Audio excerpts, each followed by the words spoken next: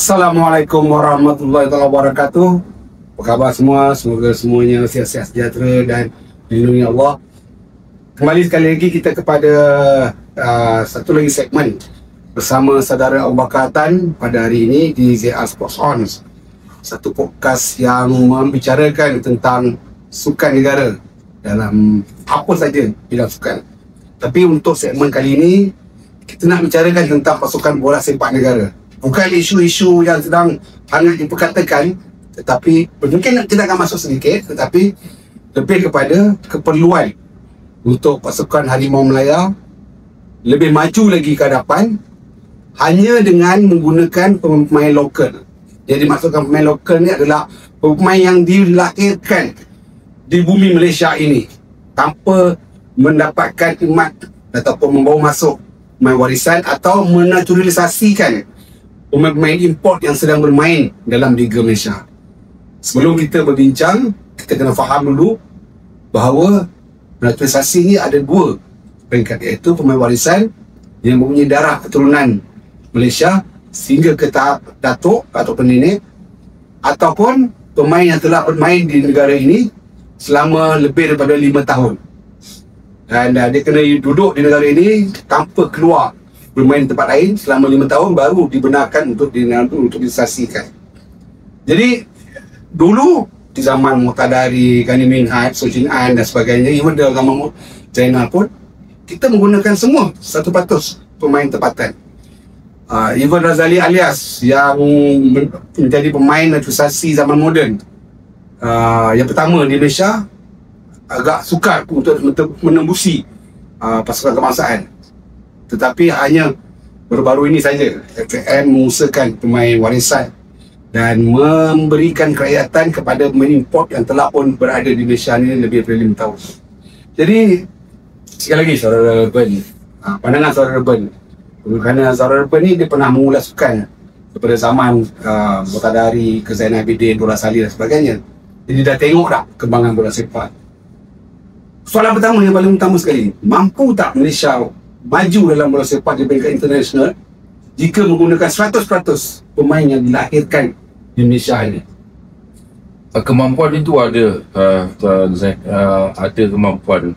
Malah 15-20 tahun yang lalu ada skuad-skuad kebangsaan kita yang mana sebelum itu belum lagi lekat dengan nama Harimau Melaya. Pasukan kebangsaan Malaysia waktu itu ada kemampuan. Saya rasa seperti dalam skuad Datuk K. Raja Gopal kalah kepada Bahrain 1-0.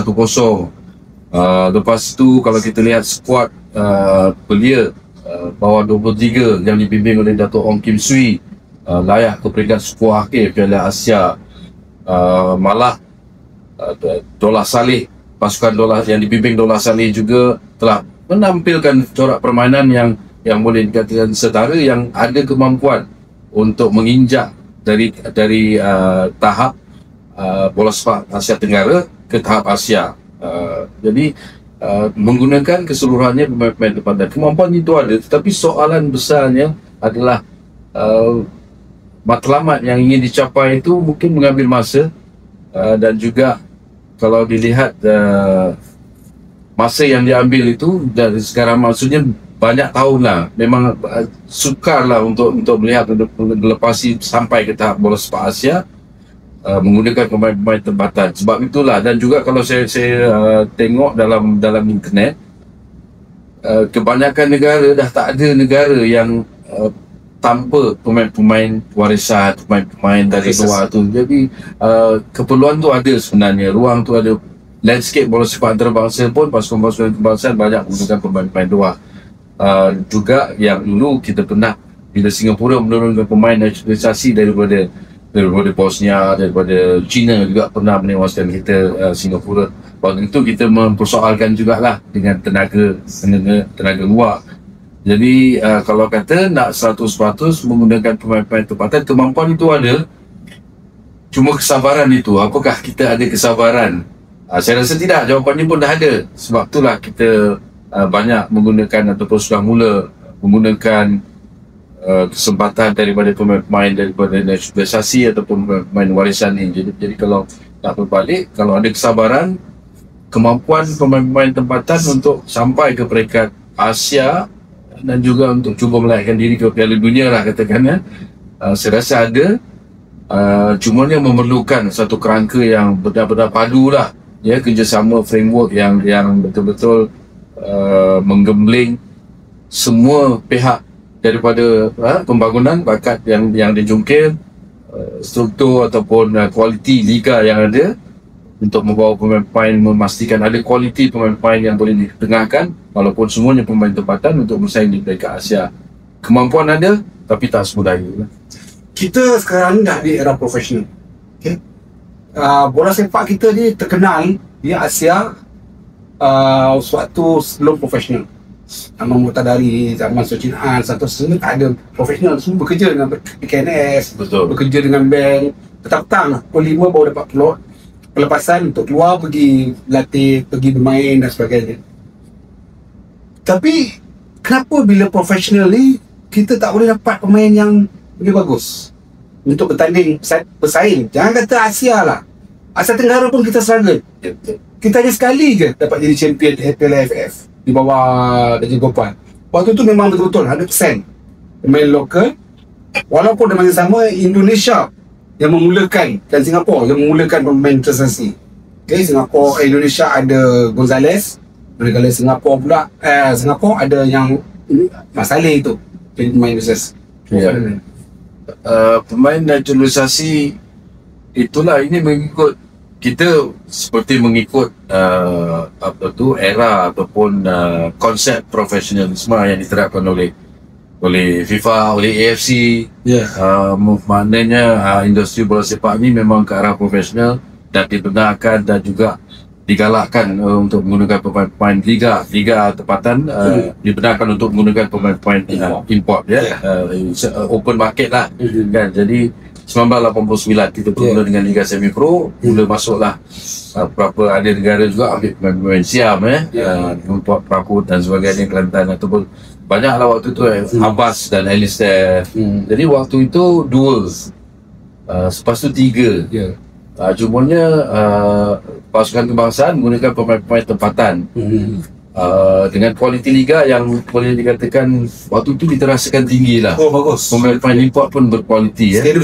Stadium selalu penuh. Kemeriahan dulu tu lain lah. Itu susah juga untuk kita jelaskan secara terperinci kan kenapa bola sepak kita sekarang ini, dan juga kehadiran pemain-pemain import sekarang kita juga tak boleh menafikan lah. Peminat-peminat biasa, peminat kita sama kita pun boleh katakan pemain-pemain import sekarang pun kualitinya hampir sama dengan pemain-pemain tempatan. Ya, betul kan, jadi tak banyak beza. Saya setuju. Kalau dulu 2, 3, 1 striker, 1 good centre back, 1 midfield dan sebagainya boleh. Jadi liga pun menarik, corak pemain pun menarik. Sekarang ramai pemain-pemain import. Jadi kat situ nak kata susah untuk kita melihat bakat-bakat yang ada ni. Balik juga kepada program pembangunan yang ada lah ya. Saya kira ramai pemain import nampaknya makin lagi berudung. Ya. Kerana tempat pun dah semakin rehat. Sekarang pun 5, 6, 7 tinggal 4, 5 tempat untuk pemain tempatan kita.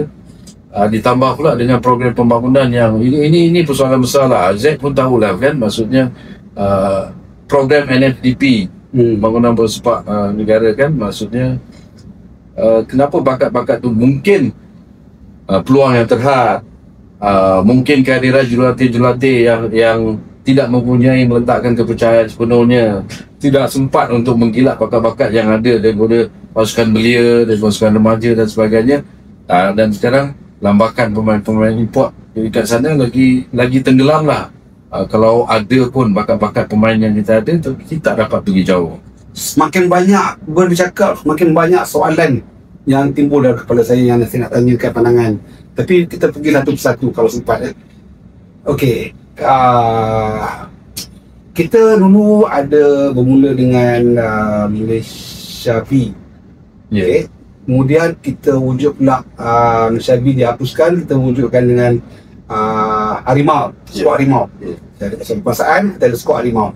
Skor Harimau tu masa tu adanya Karim Pin, dia lahir daripada skor Harimau dan sebagainya. Dan naik ke skor kebangsaan, tim Karim Pin lah, Karim Pin, Azizul, Ahmad Yusof yang pertama kali kalahkan Arab Saudi 2-1 di Seri Melaka. Kalau Betul. mungkin Ben yang mengulang betul tak tahu lah. Belum. Okey. Kemudian lahir pula Harimau Muda. Ya. Dan sekarang lahir pula Harimau Muda dah dihapuskan, lahir pula NFDP dan sebagainya. Tapi kita bukan semakin ke atas, tapi makin turun. Kamu mana silang dia? Itulah ramai ya, kita pun saya secara peribadi pun pernah dengar lah, kerap mendengar lah kalau jurulatih import itu kalau datang sini dia di segi bakat, di segi teknik permainan, mungkin di segi size fizikal tu mungkin boleh diperbaiki, tapi di segi teknik, cara bermain bola sebenarnya okeylah. Kita pun dulu pernah menewaskan pasukan ataupun bersaing dengan pasukan Jepun, Korea Selatan dengan pasukan-pasukan negara betul, dia pasukan Asia Barat dan sebagainya. Tapi waktu itu memang kita ada kemampuan. Jadi sekarang bakat-bakat ni ke mana perginya? Saya nak sentuh sini, mungkin Zack pun tahulah benda ni. Maknanya tiada penggemblengan ataupun kerjasama yang benar-benar sepadu lah kalau kata memperkatakan tentang pembangunan bakat, grassroots development dan sebagainya kan. Ada technical director ataupun kelab-kelab mestikan untuk mempunyai technical director, tapi banyak konsentrasi ataupun fokus yang diberikan ialah pasukan yang pasukan utama lah, pasukan profesional. Jadi peranan-peranan di antara technical director dengan kelab-kelab, dengan jurulatih kelab dan sebagainya, malah banyak yang bercakap pendapat jurulatih pasukan tidak bekerjasama dengan baik dengan technical director negeri-negeri, kelab-kelab dan sebagainya. Kita juga mengatakan tentang bagaimana nak menunjukkan bakat sedangkan tak ada kerjasama yang benar-benar padu, yang benar-benar ikhlas. Kalau kata program NFDP mula-mula di bawah KBS ingin pulangkan semula kepada FM dan juga IPT pasukan di peringkat college dan sebagainya kan. Jadi untuk memastikan program pembangunan grassroots development kita benar-benar ada kesinambungannya, tapi kita tak ada. Sebab apa? Tak boleh kerjasama. Zack bagi tahu saya sekarang apa masalah. Selalunya ada masalah, kita dengar IPT tak boleh ini, KBS sentiasa tak sebulu lah di antara satu sama lain, termasuklah dengan FAM itu sendiri. Okey, dulu di zaman Paul Moni sebagai susah agung FAM, waktu tu hanya FAM saja yang kontrol sukan bola sepak. Okey. Sekarang ni, hari ini kita ada macam-macam yang kontrol. KBS kontrol NFDP contohnya lah. KPM kawal sukan bola sepak di sekolah. FAM di peringkat nasional dan sebagainya, dan juga liga-liga negeri. Dan liga pun dah bukan negeri pun lagi, dah kelab. So sekarang ni saya pernah beritahu dengan FAM bahawa FAM ni adalah government of football dan sebuah negara tu, dan sepatutnya segala aspek bola sepak adalah di tangan FAM, bukan di tangan mana-mana pihak. Tetapi FAM perlu mempunyai seorang pakar yang boleh membawa hasrat dan matlamat FAM untuk majukan bola sepak negara ni. Apa yang berlaku sekarang ni, kalau kita tengok perlawanan yang betul-betul satu Malaysia seronok, terakhir sekali ialah lawan dengan Vietnam, kena 4-0. Tapi kemenangan kita tu bila ada hanya dua pemain yang dilahirkan di Malaysia saja yang bermain. Di goalkeeper Syehan dan juga Arif Aiman. Lain semua mereka yang tak lahir kat Malaysia, lahir dan dibesarkan di luar negara, termasuk dengan 7 pemain yang jadi soalan sekarang ni. So kalau kita pergi ke World Cup pun dengan pasukan yang begitu, memang rakyat suka tengok, sokong, tetapi kebanyakannya saya boleh yakin lah 80 to 90%, 50-50 dia punya keseronokan dia, berbanding dengan seluruh pemain pasukan negara tu adalah anak jati Malaysia. Ini jadi persoalan. Tetapi masalahnya baru-baru ni bila pasukan under 17 kita bermain di Croatia, kena 11-0, 100% anak jati tergoleh. Dan pasukan under 23, walaupun ada seorang pemain naturalisasi, iaitu Thierry apa benda nama dia, Asali tu, 2 kejohanan under 23 kita kalah teruk. Dan kita sekarang nak menghadapi ke sukan C. bulan depan. Sekarang sama juga disenaraikan untuk kita. So maknanya di belakang pasukan-pasukan yang akan mewarisi pemain yang sedia ada ni gagal untuk nak diberi peluang. Kalau kita tengok waktu zaman Malaysia Bin tu, bukan Malaysia, zaman Harimau tahun 80-an, Azizul, Karim Pin, Ahmad Yusof dan ramai lagi, diorang naik daripada situ, daripada kelab, kemudian dia pergi ke Harimau dan kemudian dia mewakili pasukan negara. Pasukan negara hampir-hampir ke World Cup pada zaman 80-an. Ya, 85. 85 kan? Ya, betul. Hanya kita kalah dengan Korea Selatan saja. Betul. Dan pada itu Asia hanya dapat 4 tempat saja. Dan kita sebenarnya itulah waktu terbaik. Kita hampir-hampir terdekat dengan World Cup. Tapi kita gagal. Sehinggalah ke hari ini. Dan hari ini kita nak cuba buat shortcut. Ya. Nak buat shortcut, ambil pemain-pemain luar, bagi dia warga negara untuk nak dapatkan fame. So sekarang ni soalan dia, yang nak dapat fame ni official ke pemain? Sepatutnya pasukan kebangsaan yang kuatlah shortcut sekarang ni. Tapi saya nak bagi tahu, kita dah buat keputusan tu sekarang ni. Kita dah buka pintu terlalu besar ke kan, terlalu banyak ruang diberikan, ataupun memang keputusan tu telah diambil untuk kita menggunakan pemain-pemain naturalisasi atau pemain warisan.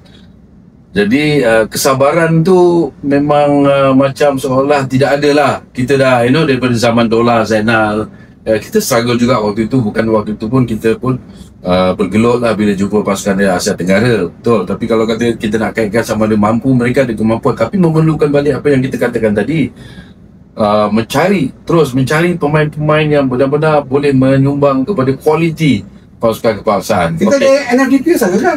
Itu yang kata kerjasama yang saya puluh tahun juga dengan bola ni, harapan kita letakkan tinggi, tapi selalu sebaliknya di akhirnya kita mendengar tentang kegagalan, tentang ketidakpuasan hati.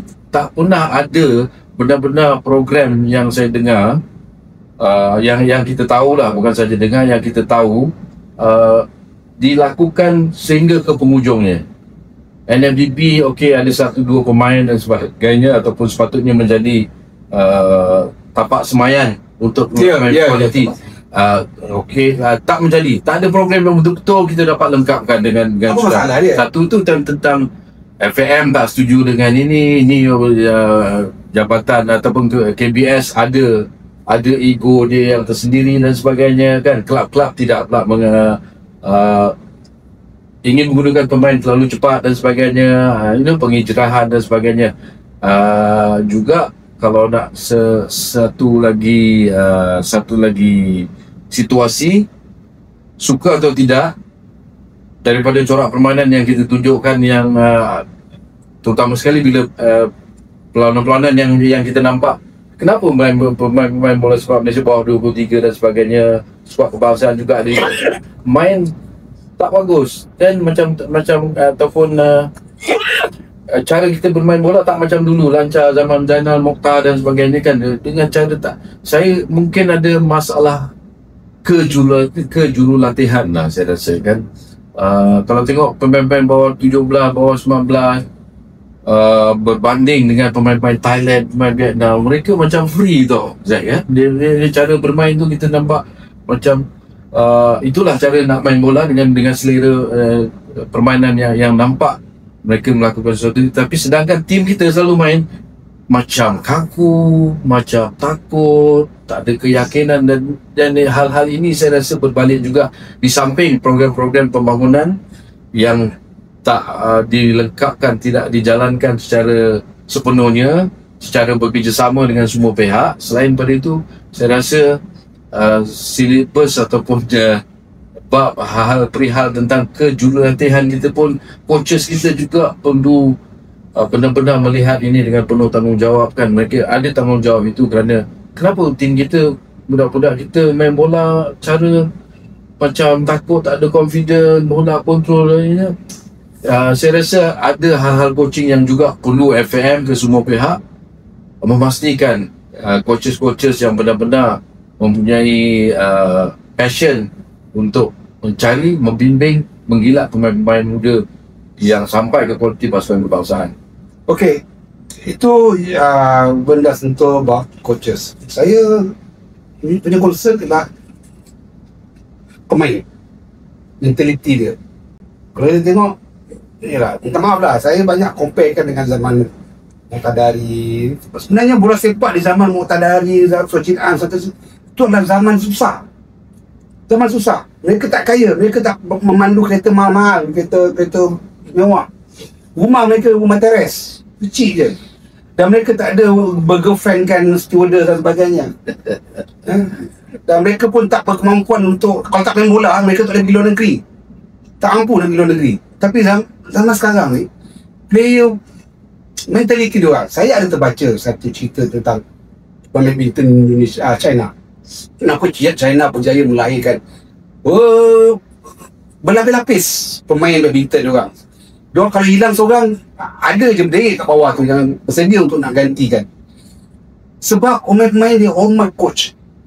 Apa coach suruh dia buat. Tetapi pemain sekarang, saya bagi contoh satu je lah di Selangor. Bila coach Jepun tu melatih pasukan, player tak nak dengar cakap dia. Bila menang 4-0 dengan New Zealand, ada pemain luarkan, inilah dia sebenarnya yang kita nakkan. Maksudnya nakkan coach yang diorang nak, bukannya coach yang diktir dia, tapi dia diktir coach. Ini masalah dengan sukan. Itu juga dengan bola sepak negara. Kita tak ada pemain yang betul-betul hormat apa yang coach arahkan untuk berlatih. Dan pemain pun tak serius berlatih. Saya pernah attend latihan pemain kebangsaan yang nak pergi ke Qatar. Saya tengok, saya boleh katakan dia betul-betul serius berlatih. Masa saya latihan di Wisma FM London kan, bila berlari, dia berlari betul. Ada setengah pemain sambil berlari, sambil bersembang, belak-belak. Sebab diorang tak faham bahawa dalam sukan, apa-apa sukan pun, latihan itu yang paling penting. Permainan tu adalah hasil daripada apa yang kau berlatih. Dan bola sepak kau main 90 minit, tapi kau berlatih 2 jam. Dan tiap-tiap hari kau berlatih untuk nak sembahkan 90 minit. Pun kalau kau main full time. So, ini masalah pemain. Maknanya kalau kita letak macam mana yang dipertikaikan oleh Sarul Benda, kalau kita letak jurulatih terbaik dunia sekalipun berlatih Malaysia, tapi kalau dia dapat set of player yang macam ni, tak ada mentaliti untuk nak menang, untuk nak bermain betul, saya rasa kita takkan berjaya dalam bola sepak ni. Kalau bola sepak je lah, sukan apa sekalipun. Yalah, mentality ataupun kalau kita bandingkan dulu lah, saya suka sebut zaman Mokhtar, pelatih pagi kerja PKNS, berjabat dan mungkin ada latihan setelah dan sebagainya. Hormatkan jurulatih, hormatkan career ataupun the love for football dan sebagainya. Memang dah berubah lah sekarang. Jadi kalau kata tentang mentality ni, saya rasa memang dengan kesudahan yang terbaru, episod terbaru pemain warisan, bila kita ingin mengambil langkah shortcut tu, memang kesabaran tu tak ada.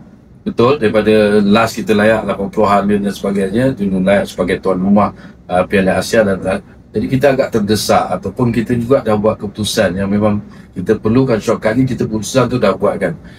Ini yang episod yang terbaru ni membuktikan lagi adalah kemuncak kepada keseluruhan mentaliti pemain dan sebagainya, coaching dan sebagainya. Tapi kalau tak ada kerjasama seumpamanya seperti itu, ialah disebabkan ekosistem bola sepak Malaysia ni dah rosak lah.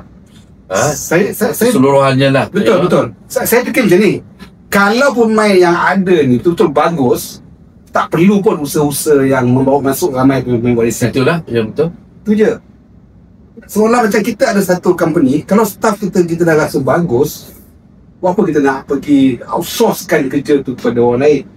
Tapi tak sabar tu. Kalau teras layar pun waktu itulah kan, maksudnya kita faham lah tak sabar tu sebab apa. Kita nak tiba-tiba 15-20 tahun dulu macam bila kita nak layak Piala Dunia, ada buku dicetak dan sebagainya, terus kelantangan penyokong-penyokong yang berani menceroboh masuk padang sewaktu latihan pasukan, inginkan sesuatu, peranan penyokong ataupun nak telas melayar, bolehlah kita sebutkan.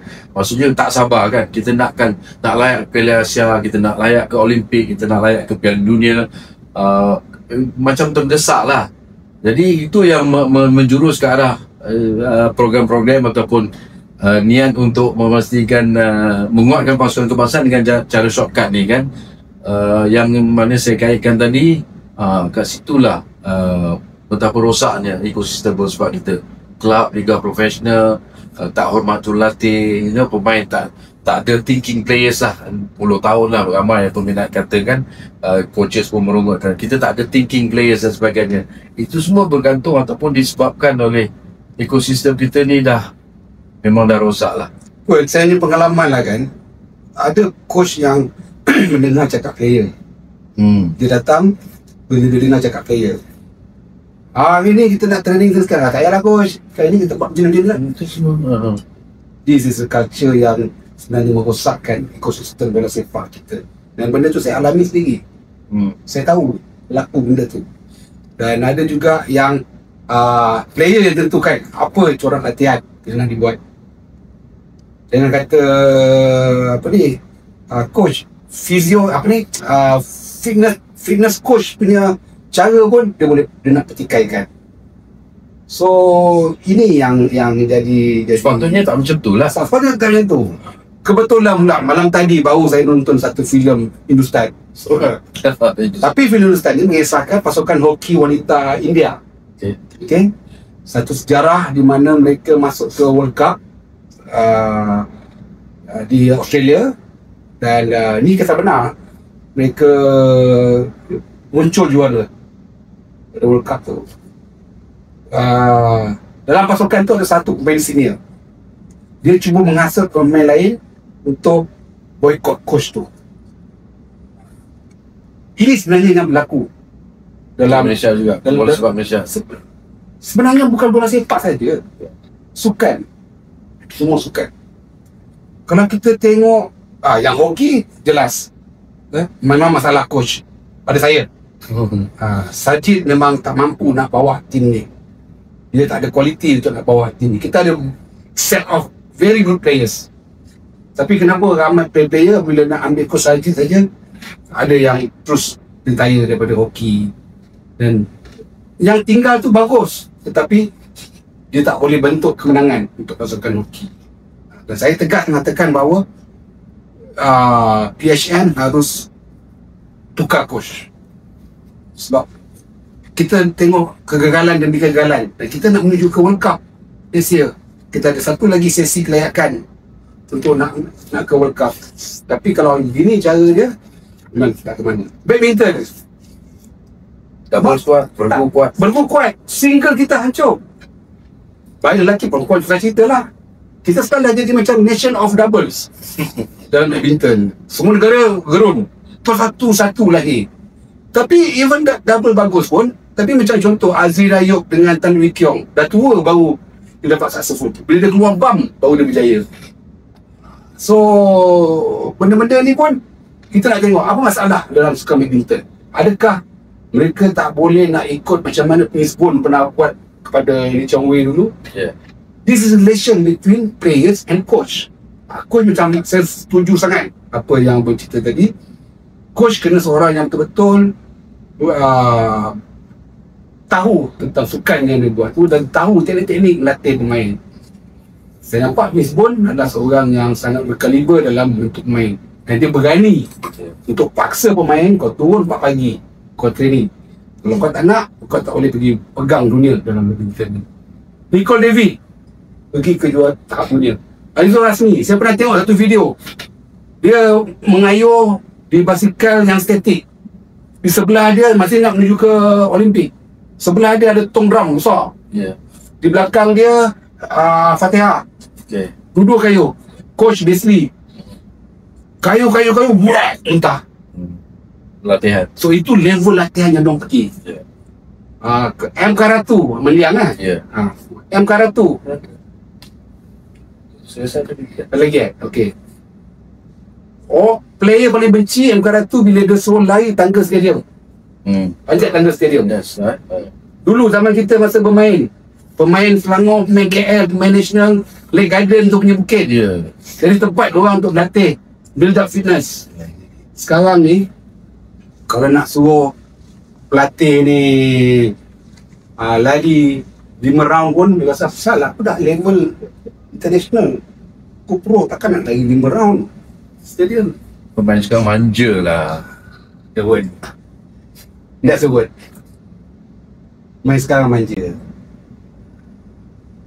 Jadi apa cara dia sebenarnya? Itulah Mampu tak? Yeah. Soalan saya, mampu tak kita nak pergi ke peringkat Asia ataupun kita pergi World Cup hanya dengan pemain yang kita lahirkan sendiri? buat masa ni tak mampulah. Ataupun kita perlu menunggu. Kita paling hampir tadi Zack ada sebutkan, paling hampir kita untuk cuba layak ke Piala Dunia, termasuklah kita semua masih ingat Dollah Saleh skor lawan Korea di Stadium Merdeka 85 untuk Piala Dunia 86. Sejak pada itu dah 30 tahun 40 tahun kesabaran tu kita tak ada lah. Ataupun ini kerjasama yang betul-betul nak buat ni, kita buat masa ni saya rasa tak mampu lah, unless kita tunggu ataupun ada. Tapi sekarang Piala Dunia dah 48, mungkin akan ada 48 pasukan, pintu tu lebih luas sikit lah. Saya dah buat calculation lah. Sebenarnya kita dah boleh mampu pergi ke World Cup 2030 sebab dari 8. Sebenarnya yang ini pun kita dah mampu. Saya dah buat calculation ni masa kat Piala Asia, di Qatar, di depan beberapa pegawai FAN. Dah buat calculation dah. Tetapi kesilapan kita bila berlawan dengan Oman di KL dan juga lawan dengan Kazakhstan di Kazakhstan, kita tak dapat menang. Itu. So kat situ kesilapan. Ada kesilapan. Walaupun Kim Panggon tim dia punya fokus, tim tu dah cukup okey dah. Sebenarnya tim tu dah cukup okey bila kita boleh draw dengan Korea Selatan tu, walaupun kita kalah dengan Jordan, kita kalah dengan Bahrain. Tapi bila kita draw dengan dan ada kelemahan juga terlihat lah. Mungkin kalau dibimbing lagi, you repair balik kelemahan tu, pertingkatkan lagi tanpa mau masuk pemain warisan yang baru, gunakan top team yang sedia ada, kita boleh lagi pergi ke next stage dalam kelayakan Piala Dunia. Tapi kita gagal kat situ, maka situlah bermulanya apa yang kita nampak hari ini, satu tragedi dalam bola sepak Malaysia. Kalau kita berjaya layak bagaimana Indonesia itu, saya rasa apa yang berlaku hari ini takkan berlaku, sebab kita akan pertingkatkan apa yang kita ada. Cuma kita buat masuk lagi yang fresh generation dalam pasukan yang ada. Kemudian sekarang ni kita tak boleh pandang lagi dah World Cup 2026. Untuk nak pergi World Cup 2030 pun terlalu awal, terlalu dekat. Saya nampak World Cup 2034. Tapi ada sama ada pemain tempatan saja ataupun kita masih lagi, terus terang saya katakan secara peribadi, dengan ada usaha untuk revolusi ataupun tidak, untuk cara shortcut ataupun tidak, setelah menunggu 30-40 tahun, inginkan sesuatu yang lebih kuat, kita layak ke Piala Asia dengan pemain-pemain warisan yang benar-benar ada pertalian darah dengan negara Malaysia, tidak pula dengan ditambah dengan isu yang ini. Memang ada improvement, Jadi kalau kita nak katakan target sasaran kepada Piala Dunia 2030, 2034, peluang itu dengan mengambil kira situasi yang sedang berlaku sekarang ini, adakah usaha itu untuk layak dengan pemain-pemain tempatan saja ke? Adakah kita akan balik semula ataupun kita tinggalkan cara formula menggunakan pemain warisan ni, menggunakan pemain tempatan saja? Adakah itu boleh berlaku untuk layak dengan pemain-pemain tempatan saja? Kalau tanyakan saya, boleh berlaku dengan syarat. Boleh berlaku bersyarat. Perasan tak yang pasukan under 17 sekarang ni yang sedang under 16 sebenarnya, untuk qualify ke under 17 Asia tahun depan, yang sedang bermain di Hanoi sekarang ni, dia orang ni sebenarnya pewaris untuk pasukan ke kelayakan 2034. By that time, umur dia orang dah prime age, 24-25 tahun, untuk nak bawa tim nasional pergi ke kelayakan. Kita fikir nak layak, itu kan nak fikir nak champion. Memang dekat grup nanti kita lauk walaupun pergi World Cup. Tetapi kita kena ambil kesempatan 8 pasukan daripada Asia yang slot tu, which is saya dah buat calculation, kita boleh, mungkin kita yang ke-8 ataupun seburuk-buruk je pun kita ke-9 through play-off antara benua. Ini dia barisan yang harus diketengahkan. Tetapi saya bertegas, daripada dulu lagi saya tegas, pasal pemain yang terbaik ni jangan bermain dalam Liga Indonesia. Mereka harus pergi bermain di Liga luar. Selagi mereka bermain dalam Liga Indonesia, walaupun pasukan itu terbaik macam mana sekalipun, mereka tak akan berjaya. Sebab apa? Mentality. Complacent, terlalu selesa berada dalam negara sendiri. Bila mereka bermain di luar, mereka ada jiwa bersaing. Bila ada persaingan, mereka akan bekerja keras. Mereka akan buat ekstra. Balik pada zaman Muqtada tadi. Kenapa Muqtada berjaya? Dia banyak buat ekstra. Sebelum training, datang awal. Selepas training, masih lagi training sendiri tentang sepak, shooting dan sebagainya. Kemudian baru dia balik rumah. Ini yang tak ada. Training lewat 5 minit je dah mula komplain. Lanjut. Ada extra 5 minit je dah mula komplain. Kena lari slalom lebih-lebih pun komplain. Sekarang banyak distraction lah ataupun banyak gangguan lah. I mean, generasi sekarang memanglah kita kata manja, bukanlah nak mempersalahkan mereka bulat-bulat lah kan. Maksudnya yalah, society tu dah berubah kan. Jadi itu lah lebih banyak kerja untuk FAM, untuk NFTP, program mencungkil pakat pembangunan dan sebagainya. Sekarang macam kena buat banyak kerja sebab zaman tu dah berubah lah kan. Saya suka cakap zaman berubah, zaman menerima hakikatnya. Memang zaman berubah. Kita pun kena berubah. Kita datang daripada zaman old school. Kita kena ikut peredaran zaman. Tetapi kita mesti menggunakan sejarah untuk mengenal pasti warisan kita, mengenal pasti siapa kita. Kalau sejarah pernah mengatakan kita pernah melahirkan pemain-pemain bertaraf Asia, kenapa kita tak boleh hari ini? Maknanya ada something wrong dengan generasi hari ini. Itu sudah tentu.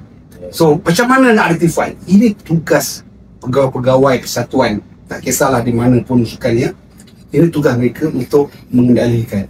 Kalau kita tak ada boleh nak turunkan barisan pemain lokal, 100% local breed, apa masalah dia? Identify and repair. Kalau BAN, badminton tak boleh melahirkan pemain single lagi tak? Apa masalah dia? Adakah pemain tak nak training? Saya dapat maklumat dalam badminton sekarang ni siapa yang dipilih, semua tak nak main single. Tak berani nak main single. Semua pilih untuk nak main double. Macam ni jahanam lah kita. Di Chong Wei lah pemain terbaik yang terakhir yang kita ada. Betul. Lily Sijia dah hasil injured. Memang saya nampak Lily Sijia memang tak ada lagi dah. Sayang. Pada saya dah ada. So Jun Hao memang dah tak boleh pergi lah. Itulah tahap dia. Justin Ho memang itulah tahap dia. So sekarang kita nakkan pemain baru. Bola sepak. Kita sekarang ni ada Arif Aiman. Dan saya sangat kecewa bila lawan Nepal lagi tu. Tim Nepal pun dah lah kita menang 1-0 je. Penalty pun tak boleh skor. Masa main lawan Nepal pun tak berani nak turunkan, nak tukar goalkeeper. Shihan tu tak pernah ada orang lain gantikan dia. Asyik-asyik Shihan.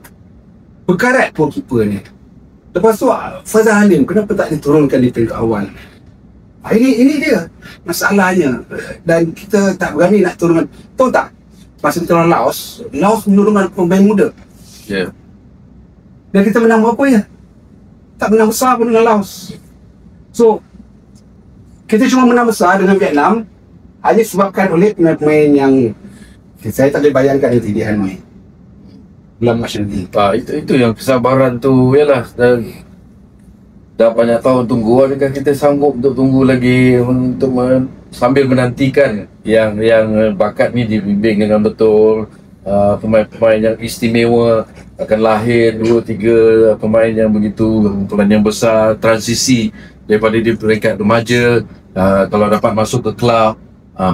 Bagaimana pula, macam mana pula kalau saya kata, kalau dulu saya yakinlah 2 tahun 80-an 90-an dulu networking FM tu ada networking yang baik, attachment je, pernah grup Zanal nak dihantar ataupun pernah dihantar ke Ipswich, attachment di sana sini, training pasukan Kuala Lumpur, pasukan kebangsaan waktu tu di bawah Bangalore, duduk sebulan bermain di Eropah dan sebagainya. Tapi berbalik kepada soalan saya tadi tu, pemain-pemain bermain di luar, Adakah mereka akan diterima oleh kelab-kelab tu? Adakah kualiti mereka sampai ke tahap tak? Adakah mereka mampu bertahan bermain dalam second team ke, reserve league dan sebagainya, asalkan tidak complacent bila balik bermain di Malaysia. Ini persoalan itu pun tidak mudah untuk dijawab lah. Sama ada pemain-pemain dari Malaysia diterima oleh kelab-kelab profesional di luar sana. Itu bermakna pemain kita belum sampai satu kualiti yang kelab luar nampak.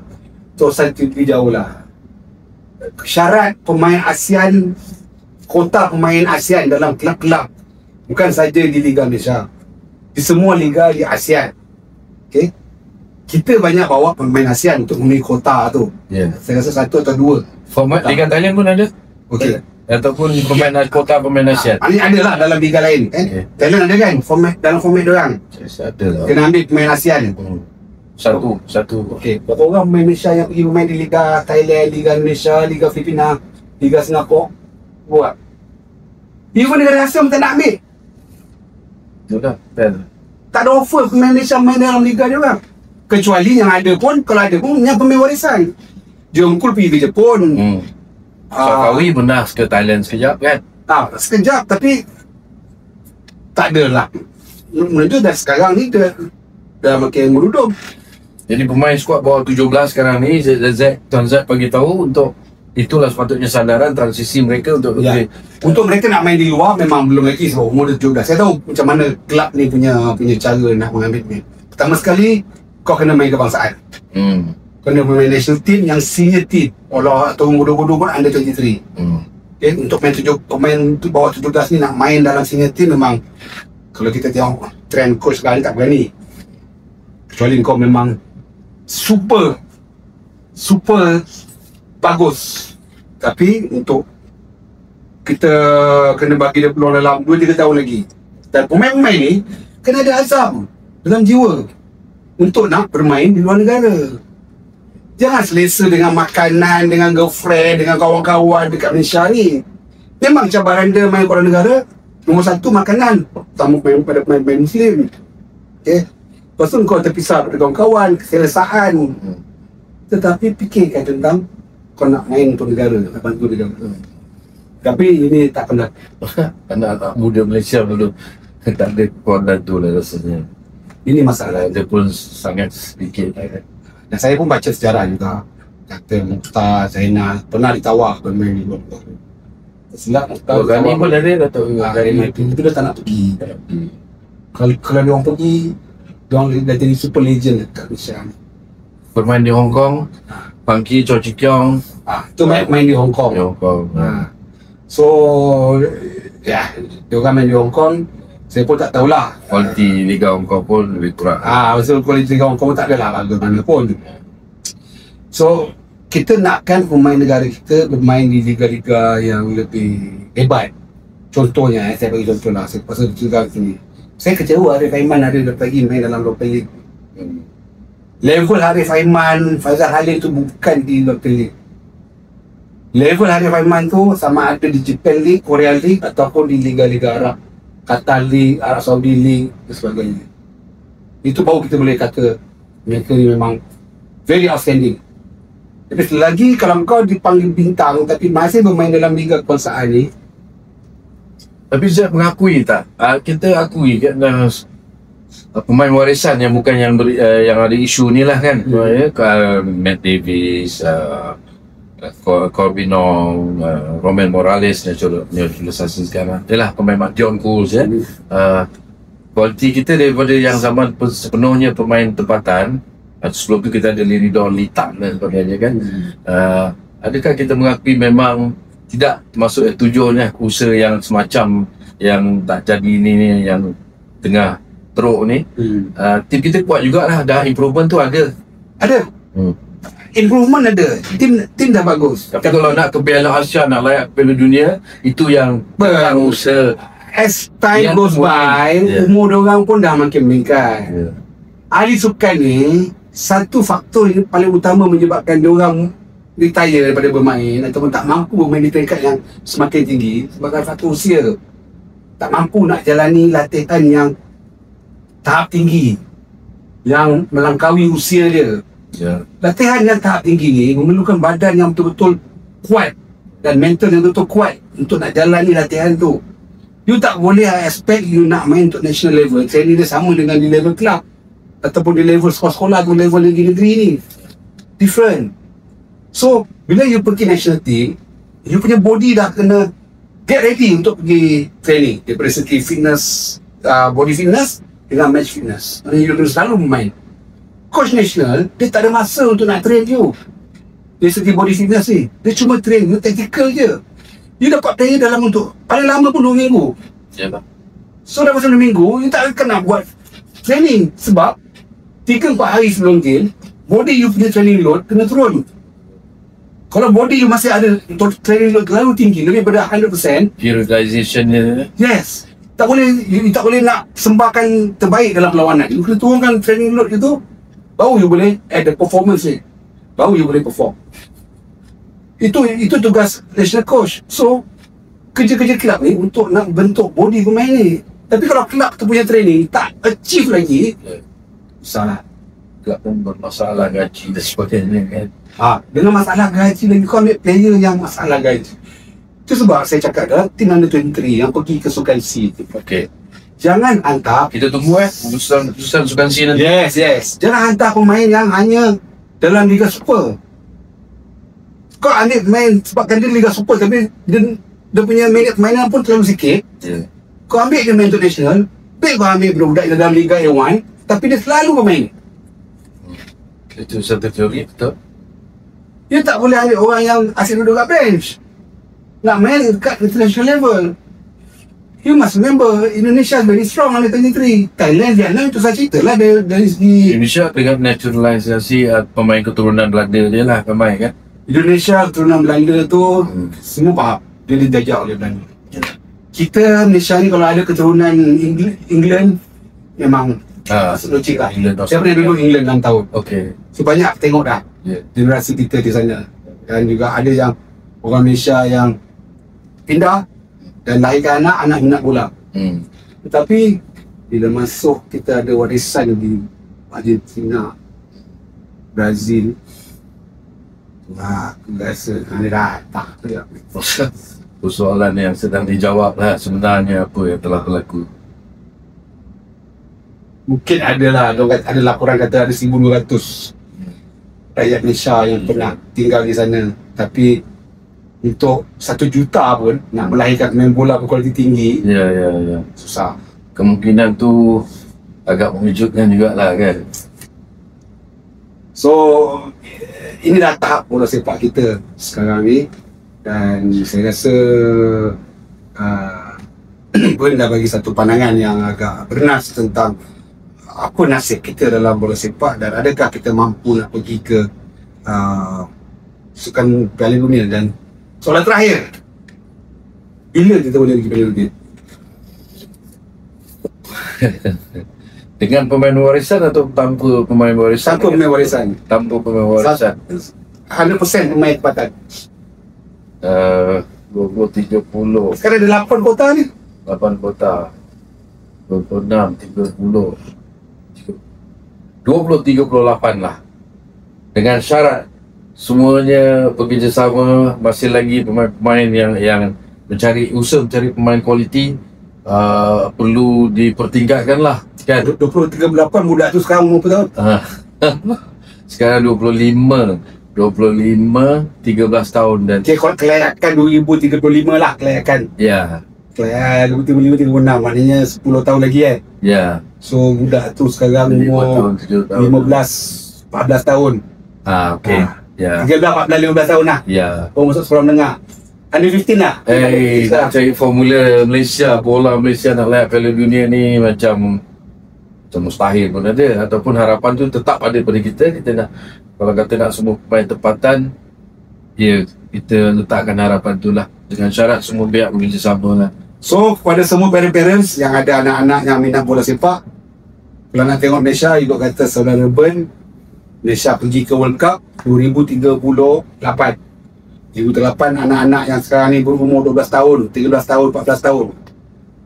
Bangunkanlah anak-anak anda, wujudkan dia sebagai pemain bola sepak yang bagus. Carikanlah dia kelab-kelab di luar negara yang boleh melatih dia, akademi ke. dan supaya kita dapat melihat 100%. Kalau berlaku benda tu 100%, anak Malaysia bermain sampai ke tahap World Cup, membawa Malaysia ke World Cup, satu benda yang selalu overthinking tapi tak mustahil berlaku. Kerana semalam Thailand telah berjaya melahirkan pemain golf wanita nombor 1 dunia. Jadi kenapa Malaysia tak boleh melahirkan main bola sepak yang bagus? Kerana bola sepak adalah sukan rakyat, hak rakyat. Dan rakyat adalah pemilik sukan bola sepak ni. Jadi saya demikian saja. Agak panjang juga kali ini, perbincangan yang sangat bagus dan hebat. Dan saya harap kita akan dapat bertemu sekali lagi. Terima kasih kepada saudara Abu Bakar Atan. Terima kasih, sama-sama. Terima kasih atas perkongsian cerita yang sangat menarik. Dan saya harap saudara semua kalau suka, jangan lupa share, subscribe dan like siaran kami ini supaya kita dapat kongsikan apa yang dibincangkan pada hari ini kepada lebih ramai lagi orang ramai di luar sana, terutama sekali peminat sukan dan juga peminat bola sepak. Sekian saja. Assalamualaikum warahmatullahi wabarakatuh dan jumpa lagi.